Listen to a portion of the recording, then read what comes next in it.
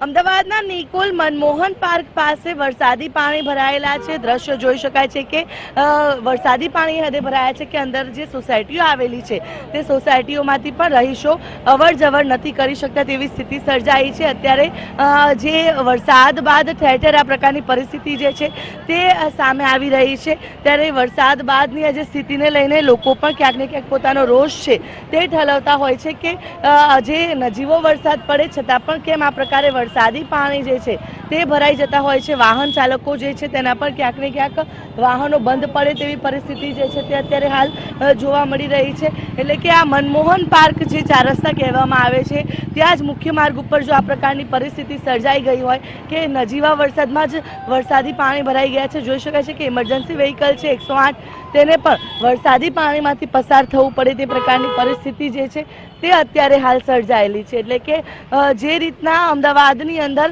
જે નજીવો વરસાદ પડે અને ઠેર ઠેર વરસાદી પાણી ભરાઈ જાય તે અમદાવાદ મ્યુનિસિપલ કોર્પોરેશનની કામગીરી જે છે તેની ઉપર પણ સવાલો ઉઠી રહ્યા છે કે પ્રી મોન્સૂન કામગીરીના નામે જે કરોડો રૂપિયા ખર્ચ કરવામાં આવે છે તે રૂપિયા ક્યાં જાય છે? કારણ કે નજીવો વરસાદ પડે તો પણ આ પ્રકારે પાણી ભરાઈ જાય તો અમદાવાદીઓની જે સુવિધાઓ જે મળવી જોઈએ તે કેમ નથી મળી રહી તેવા અનેક સવાલો છે તે ઉઠી રહ્યા છે। કેમેરા પર્સન નીતિન બગડા સાથે આયુષી યાગ્નિ, TV 13 અમદાવાદ।